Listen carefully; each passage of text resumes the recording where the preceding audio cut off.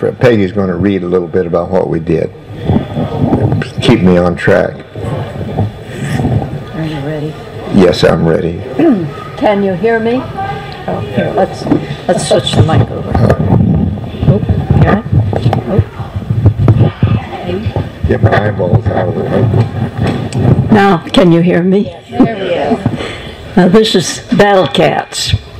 The 362nd Fighter Group, nicknamed Morgan's Maulers, flew from 2 bases in England, a forward Normandy airstrip, 2 more strips, and a base in France, finally from 2 airfields in Germany. The group entered combat in February 1944 and fought through to the end in May of 1945. I and 3 Cadet Days friends were among the first replacement pilots to join the outfit in Normandy. We were shelled in our first half hour, flew combat second day, lived in foxholes, were shot at in the traffic pattern, and bombed nightly. Ground personnel were magnificent, worked like beavers, repaired every break, kept the planes fixed, fit, and flying.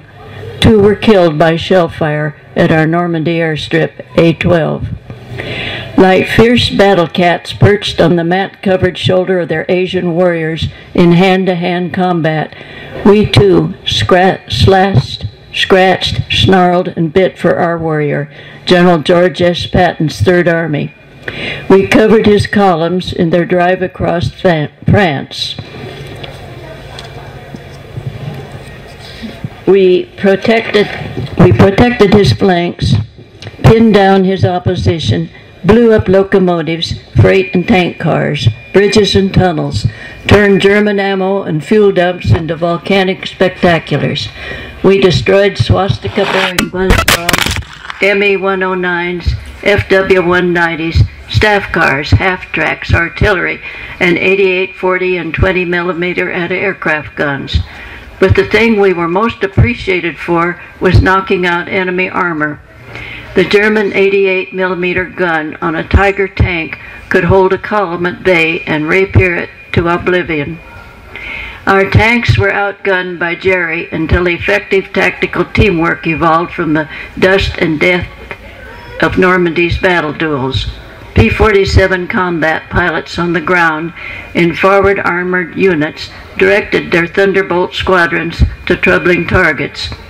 We bristled with 2 500-pound bombs, sometimes carried 2 1,000-pounders, 4 5-inch rockets, and 8 50-caliber machine guns. Our fighters were Patton's stiletto. We worked up close. Our 377th Squadron's insignia is a cougar snarling from a cloud. Battle cats riding on shoulders fit our mission tooth and claw.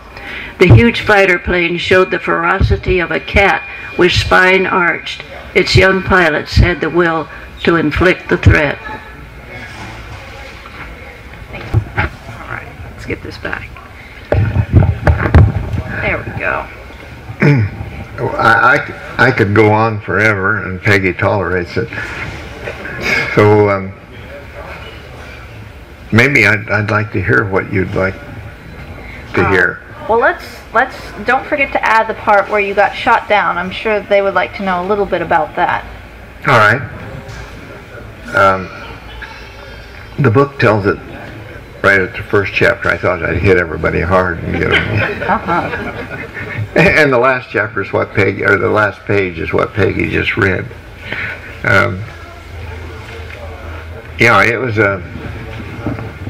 I'll tell it a little bit about the call of the mission. We had been weathered in, and it had snowed, and they called this mission because the sun was shining. It was going to come out, predicted. We had great weather reporting. The meteorologists, of course, they had the advance. The weather came from west to east, and so we had a pretty good idea what was going on most of the time. And they predicted that we'd have open cloud over the target. And so sometimes we'd take off and climb 8,000 feet through clouds, and then fly over a target, a ground target, and mop up what we were doing. And they had predicted that it would be clear when we get back, and it was. If it wasn't, why, we had the long count. You would count, and they'd get a fix on you and tell you which direction to go. And if they guessed right, it sent you towards it instead of away from it, when you were okay, you'd get back to base.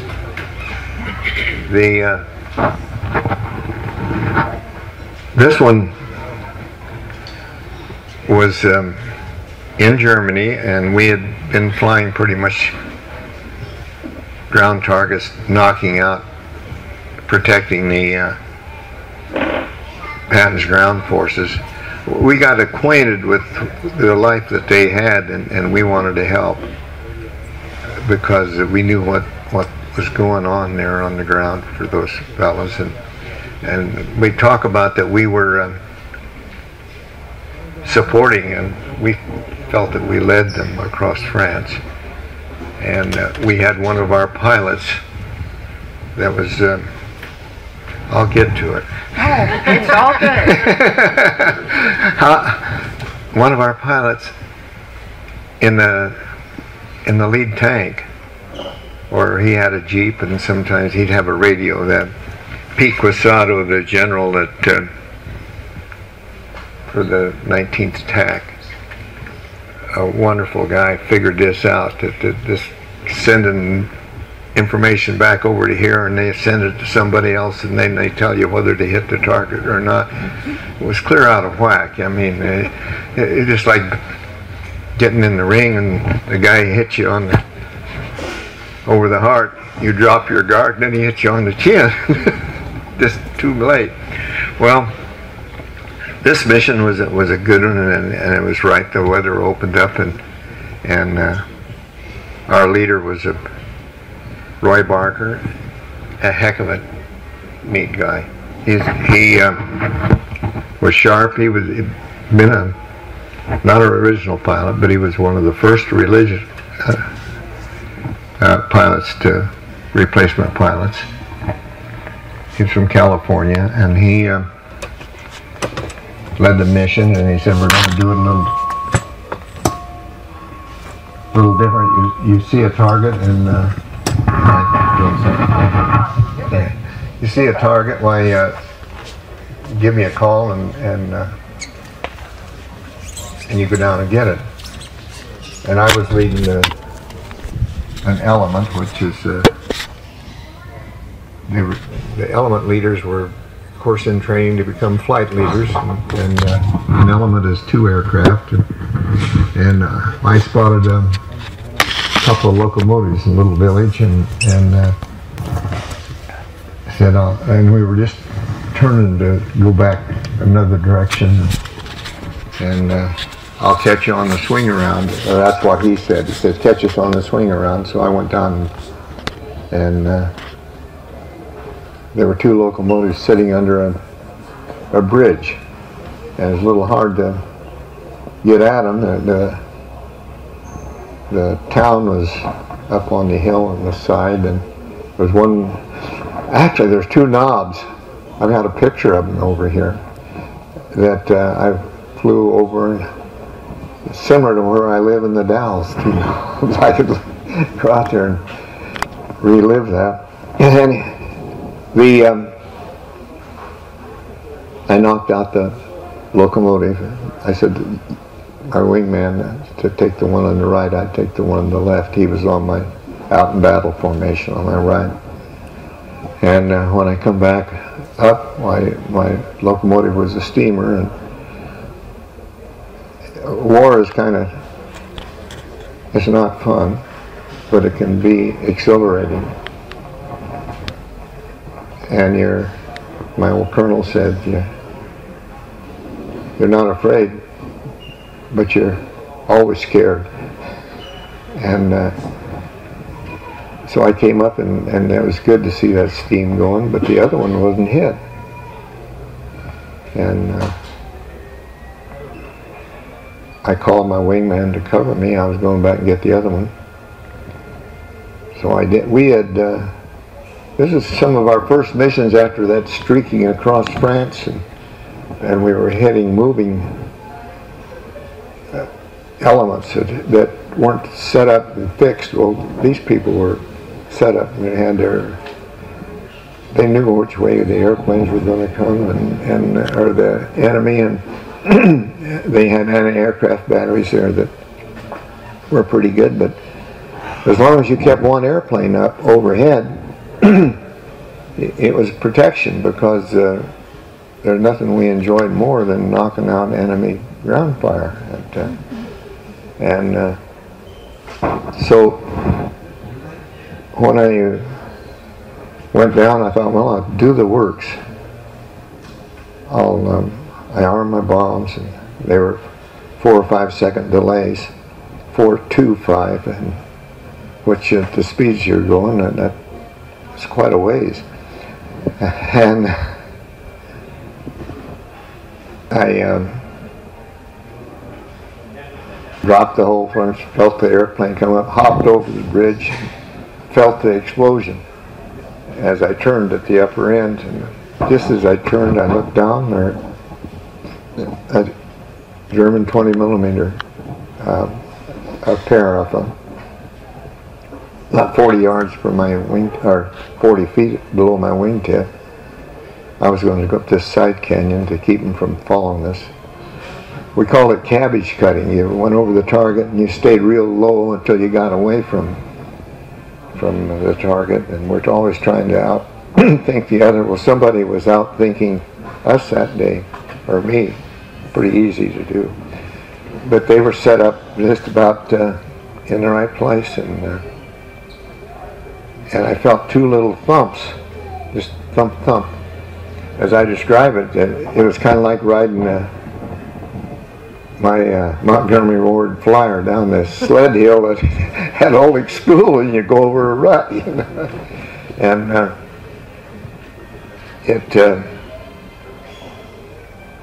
felt good. The instruments were all looking good. And then the smoke began to come in. I kicked on full oxygen, and I stayed right on the deck going up through there, and then the stroke went black, and I shoved my goggles up. That's mistake number 1. Because of the snow, I had put darker glasses in, and flying up a little narrow valley going uphill is not a time not to be able to see what you're doing when you're flying the contour. So I shoved the goggles up, and that smoke got really black, and there's a little toggle switch right on the right. You wouldn't hit me. Okay.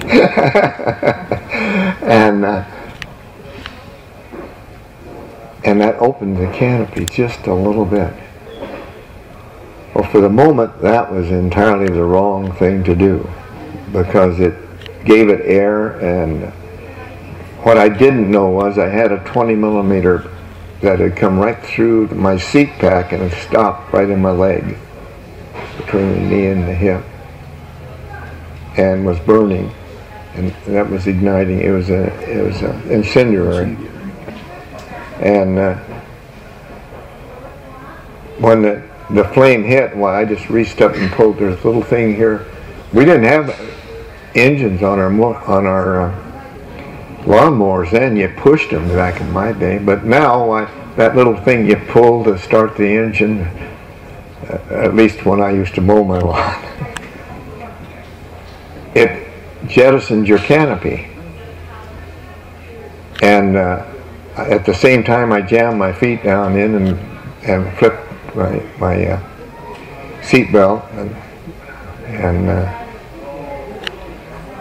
jammed my feet to jump, and because I was doing it more than 400 miles an hour and low, and just didn't want to burn to death. Well, I had several things going for me that I knew nothing about. One of them was that I opened that little toggle switch. And we didn't know it in the outfit then. It came out in the literature the next month. At that speed, if you jettison the canopy, it tilts forward and hits the pilot in the back of the neck. And is fatal. And but by venting the canopy, it doesn't do that. So the parachute has saved me because it slowed that bullet down. Yeah. Then when I just looked down there at the trees, and they went by, and my airplane blew up in the hillside right in front of me. And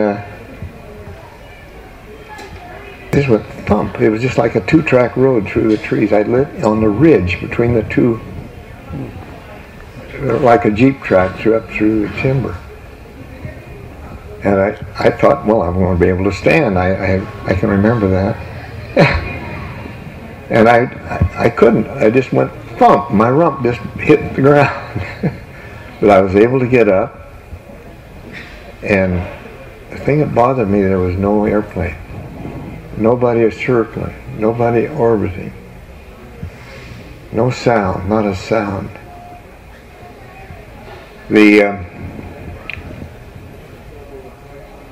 I began to straighten up a little bit. My gauntlets were burned tight on my fingers. I managed to, I could still see. I put a little snow on one eye. And I could see this parachute laying out across wild rose bushes. And I knew it because there's the wild rose hips, and the kind I'd ridden in the fence row, by me on the fence row, riding to school up Rock Creek at Foley's. Well, that was kind of nice. And that parachute had holes in it that big around. So it saved my life again. Probably broke my neck anyway. If I hadn't done what I did wrong. It turned out to be right. And the holes in that parachute, where that incendiary had gone through it, I went to have a person make a painting of it a while back. He says, well, you've got those in uniform rows. And I said, they are uniform rows. It's just like unfolding something. And, excuse me,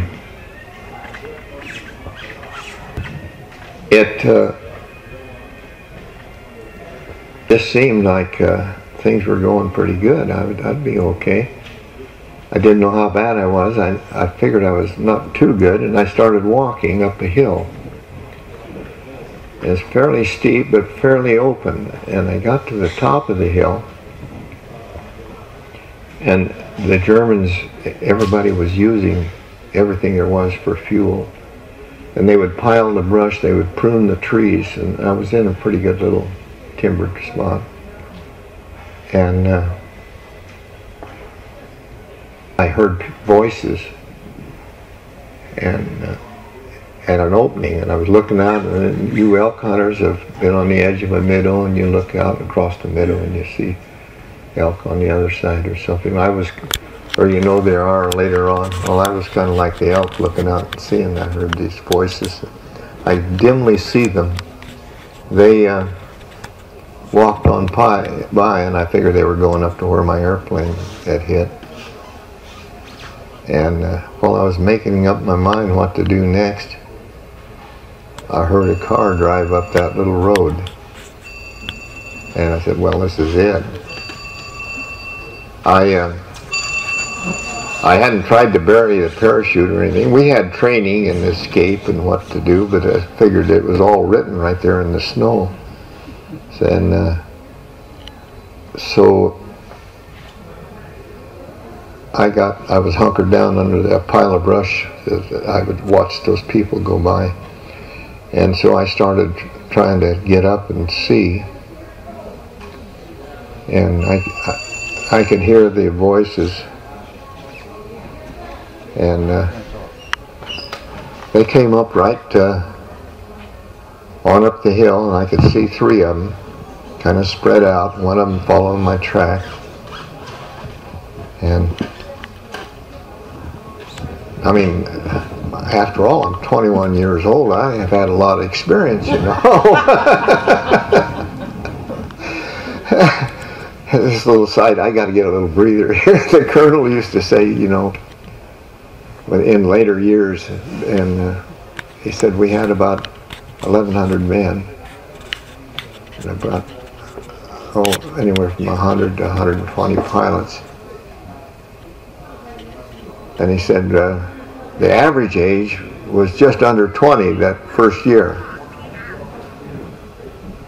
But the next year, it was 21. That was in 42 and 43 when they were being formed. Well, this German Feldwebel, I think, came up to me and looked me over and he said, "Will you have a cigarette?" I carried a pack of cigarettes. I didn't smoke, but I carried them for my crew chief, just to have for trade. They were good trading material. And they weren't there. They'd been ripped off. I'd already found my escape kit had ripped off.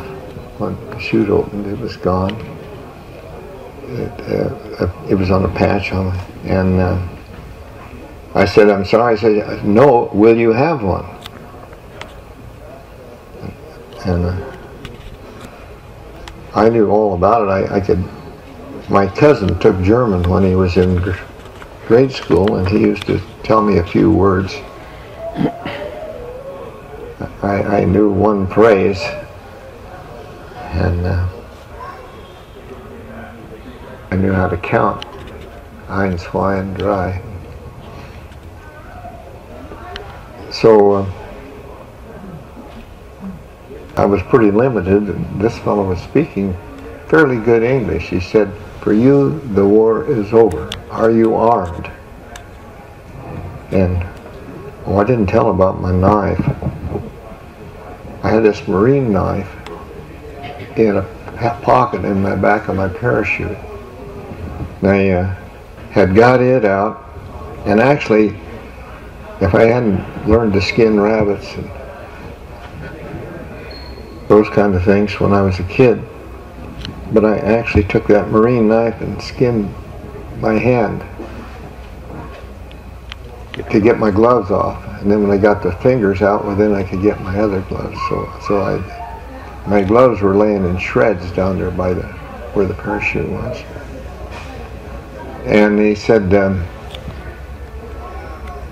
"How many are in your plane?" And I said, "I'm permitted to tell you, and my name is," and told him that my rank is, and according to the Geneva Convention, I'm limited. And he just kind of let that go. And he said, "Are you armed?" And I pointed. I'd put this knife down inside my sweater, and he took it out, and he said, "Oh, souvenir." And I had a pocket knife, a little pen knife, stuck down in the pencil pocket of my flight suit. Excuse me.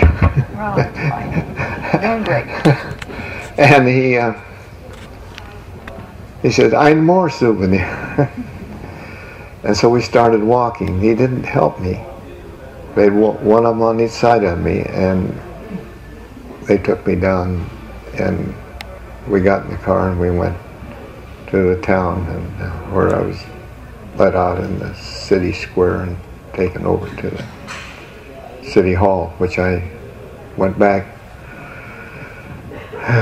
50 years later, and they toasted us there. Is that where you got the bits of your plane that's on the table over there? Yes, you recovered it? Yes. Somebody mentioned that they'd been at Ramstein Air Base. I went to Portland Air Base, and they suggested I wanted to find the nurses. I started out to find the 2 nurses that took care of me, and they sent me to San Francisco, and they said in Germany nobody throws anything away, but they never could find those nurses. But we tried, and Anna and Louisa.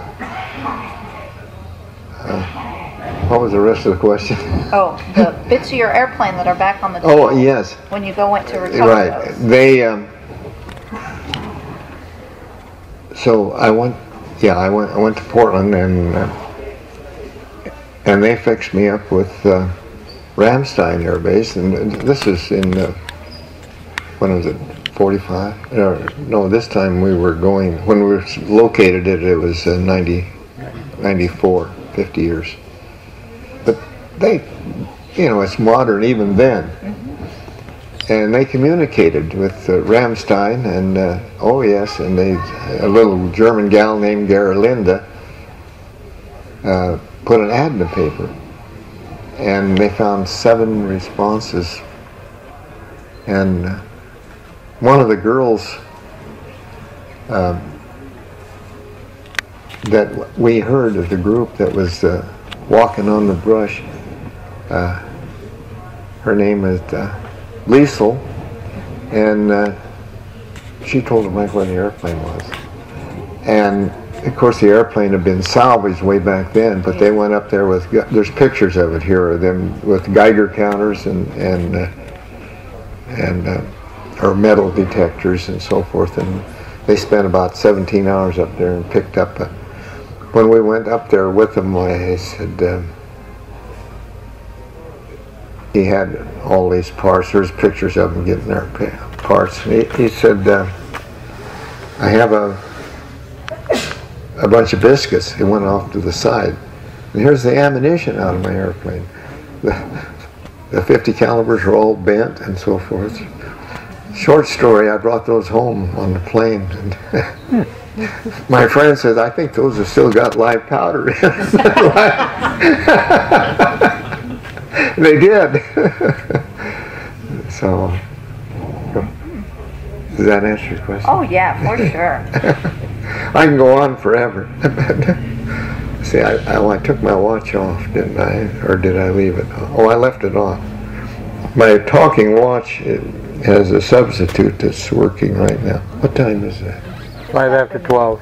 Okay. Well, do you want to get questions from the audience? Sure. Well, I think they'd be more comfortable then. Okay, there you go. So does anybody else have any questions? Were you in the Flying Tigers? No, I flew P-40s in the last 10 hours in cadets. I've studied the Flying Tigers a little bit. Ken Jernstad and I were good friends.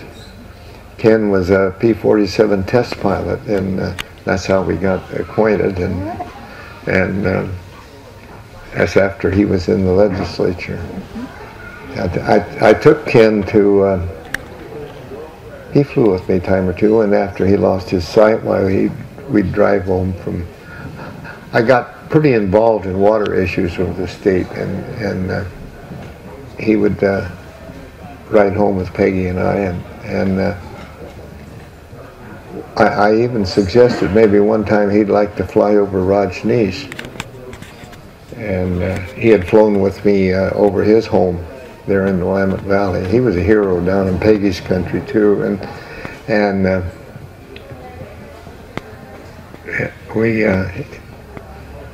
we flew in over the Rajneesh, and Jen, his wife, who they met each with their families at the P-47 20th convention, she said, look, they've got guns. They're practicing. They're shooting at targets. So, yes, I was not a Flying Tiger. Thanks for the question, though. All right, you got one right here. What kind of plane were you flying when it went down? Thunderbolt. Thunderbolt. Yes. Is there a Thunderbolt here? No. No, not in the museum. Bummer. I know. There's pictures on the back table, though. Okay. Go ahead, boy in the back. So when you got to Normandy, you the 9th Air Force, is that right? No. Yes. Oh, 8 tonight. Yeah, we were in the 9th Air Force. The 9th was the biggest Air Force that we had. They had the, you know, the troop carriers and well, we had the parachute battle people, the 82nd and the 104th. Our first mission after I was there was, my dad, well, no, before I was there. A D-Day, we were a backup squadron and or group, and I've always felt that Omaha Beach, I don't know, it was the one we lost so many people, and that was before they had really organized. Everybody was fighting the war. The Navy wanted to win the war, and the Army wanted to win the war, and Billy Mitchell had been gone for a little while, and he'd straightened them out one time on that. But, and those of you who know, he took a heck of a beating, but he got a plane named after him. Did you say something?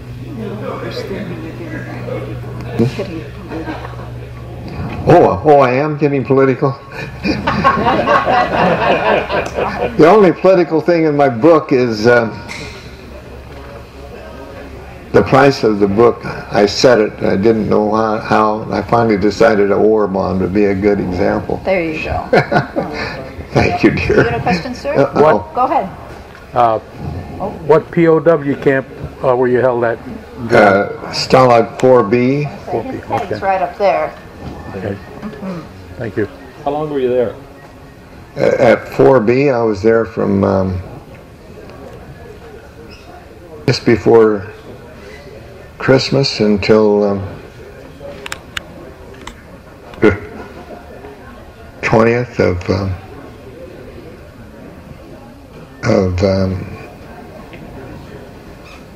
February, I guess. Yeah. And your injuries? What were your injuries when you got to the nurses? Or the I couldn't. I was totally bandaged like a mummy. Oh, okay. Yeah, I had 3rd-degree burns in my arms and my face and my wrists, and these stories go on forever. The thing that was the most damaging when I was under guard after I'd been up in the city hall, and they went down and put me under a guard in a little building to wait for, they had telegraph and so forth, and they were calling this to, I guess, to Kaiserslautern, and that's where they took me in, and to get orders, and that little finger, somehow or other, when I went out of the cockpit, of course my hands would go up like, I went right over the top of the tail. And that was impossible to do under 400 miles an hour. And there were 2 things that bothered me there on that bed, because I'd gotten that airplane way early. I mean, 4 hours before. And I'd gone around behind the airplane and took the regular scare pee, you know, but I hadn't got to undo that one yet. So that thing was just killing me, and I had to go to the bathroom. And I asked the guard what to do, and he said, he asked me 2 or 3. I tried several different words, you know, and finally I just pointed at the waterworks, and he said, yeah, soon. I guess I ought to tell you this story. It was pretty good. They come in and to take me and put me on the way, and they picked me up. I couldn't stand then. I'd gotten stiff. I could barely see. One eye was completely closed, and the other one I could just see the ground, about like I can see now. And they took me out, and I heard a little creek running. They set me down on the bridge.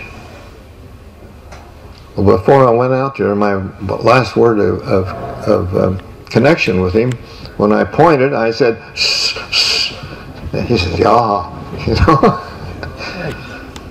And I'd forgotten all about that, because here's something new, you know, and your sphincter of a young fellow is good, you know, you can go forever. And they set me down on this wood plank on this bridge, and the bridge went over and up to the railroad track. I didn't know that then. I've been there again. And I kind of looked bewildered, because I was bewildered. I acted bewildered, kind of like I am now. And he said, "Sss, sss." And I said, "Yeah." The audience sounded appreciative. Well, I've been in Paris and around England, and things are a little different there. So that's my one great claim to fame. I urinated in the Rhine before our general did, General Patton. That was a tributary. Great. Thank You you. had 4 cadets that started with you. Did they all make it through the war? No, they didn't. My best friend, Roy Christian, who we somewhat named our son after, we call him Chris. He was killed, and I think possibly he was killed by that. He was hit, and he did his went ahead and dropped his bombs, and it was real. They went down through a hole to do this, and nobody actually saw it. And they thought he was okay and was maybe going to make it, and he didn't. And they think maybe he was the one that jumped out or jettisoned his canopy, and it got him. Back of the head. Wearing a fur hat. Down a lot of enemy planes when you were over there? Shot down every one I shot at. Good answer. Good answer. I shot it too. I knocked the left wing off of one of them. And the other one, I didn't claim the second one, because it was in that same dogfight, and when they showed the pictures of this back at the base, and we were kids, you know, and I used to have one fellow who would call me up about every couple of years. Said, "You remember when they showed that pictures up there of the chateau, how we all slapped the table and you're shooting down the airplane?" Well, there's a lot of guys there that shot down. Nobody got very many, because what we did was knock out, as Peggy read, and that was what we were noted for, and what we were proud of, was our ground attack job, protecting the ground troops. Did that answer? Yeah. Good job. Any more? I have one question. Did you cut cover after the fog lifted in the Battle of the Bull? The Battle of the... Oh, that's a good question. How much time did you got? Oh, you got as much time as you want. Yeah. You're good. The Battle of Bulge occurred... Well, there's two stories. In the reunion with my squadron in... it was 1960. Our CO was a general then, had become a general. He was a major when I was down, and he was a West Pointer and one of the best of the breed, and sharp as a tack. And he was in on then doing the first orbital flight discussions and the engineering part of it, and we were having a bull session in a hotel in Dayton, Ohio, when I walked in and said, I sat down by a fellow and I said, "I'm Dave Childs." It was at the bar, and people were just gathering, reunion. This has been organized by some pretty sharp people. He looked at me, and I didn't know why, and I saw a couple of people in the room that I knew, and a lot of turnover in our pilots. You know, we lost about 110% of our people. And he didn't say too much, and I later on met, and we were having a bull session up in the, I'll try to come back and finish that story. Yeah. Having a bull session up in one of the rooms with the people that I really knew, and he said, Willie Davis, this is the general, you know what he did? He cushioned gave us the first thing we knew about the Battle of the Bulge. He said that evening he had eyes like an eagle. He had a interesting, he'd gone through cadets, but he was always getting walking tours. He was always doing something wrong. They made him a warrant officer when he come out.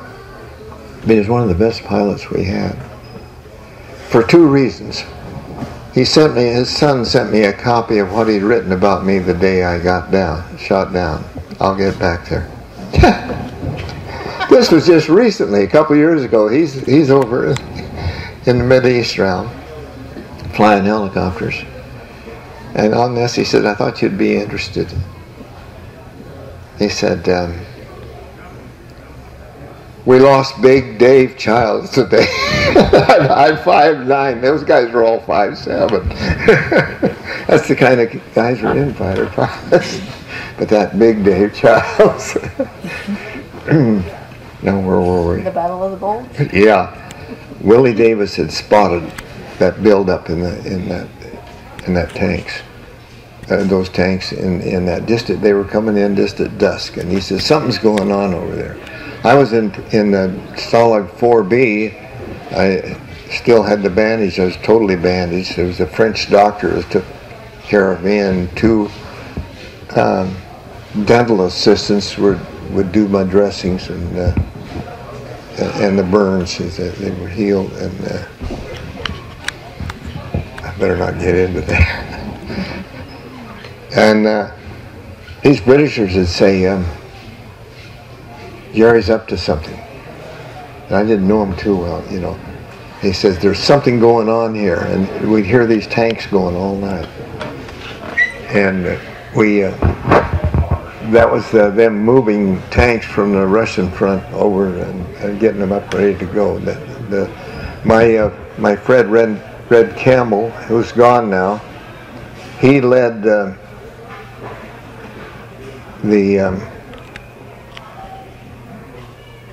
mission, I guess it was a DC-3. They escorted the DC-3 had pulled the glider in. It brought the reinforcements at Bastogne, and so yeah, our outfit was involved in that pretty much. But it was a real surprise. But at that time you were in the Stalag anyway. Yes. Yeah, okay. He was in the POW camp. In the POW camp. Yeah. Thank you. But we saw the buildup of it as Yeah. the reason I was. Yeah, and that Willie Davis. I needed to get that line in there, but he was a sharp pilot. He's gone now too. There are two of us right now. Is all I know are left. When you got out of the service, did you fly? Yeah, I went back to school, and I took. I had taken a ground course in flying my last term because I really wanted to fly before I went. I wanted to make sure. I wanted to get to West Point or Annapolis. You know, it was a cheap I mean, wouldn't have been a. And I might have got it. I figured I could get an appointment. I knew our congressman anyway. I mean, I knew who he was. I respected him, but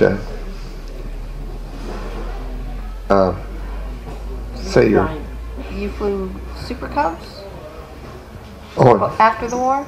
oh no, I learned to fly a Corvallis. I thought I'd go out there, and so I signed up and went out. They had a flight school, and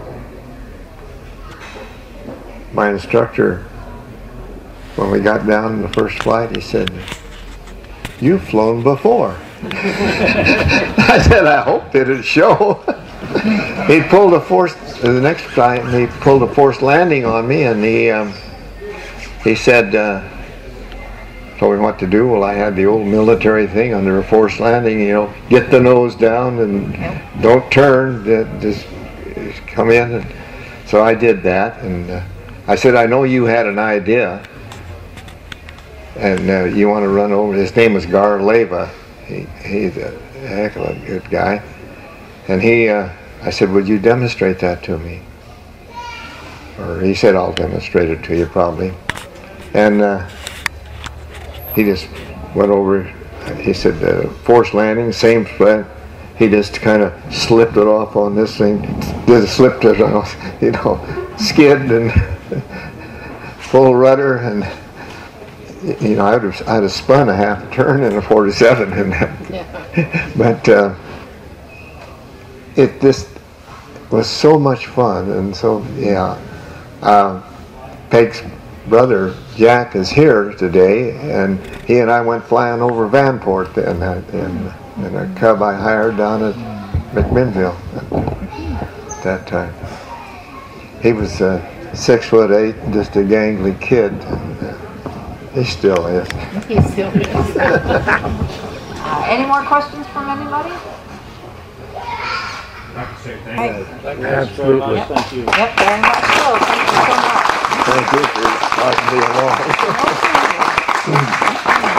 I'll stick around if anybody has any questions. There's lots of stories here on the table and so on. And I brought some books just for demonstration there. One of them is on prisoners of war, and on interrogation. And the fellow in that book was the one that interrogated me, and he gave me a heck of a grilling and threatened and all kinds of things, and I stuck with name, rank, and serial number. It's pretty hard to interrogate somebody when you can't see anything but his lips, and his hands are bandaged, and the whole works. But it was yeah. If you want a book, why I'll loan you one. The library's got them, or they'll sell them out here. But it's them selling them. It's not me. Oh, I brought some handouts.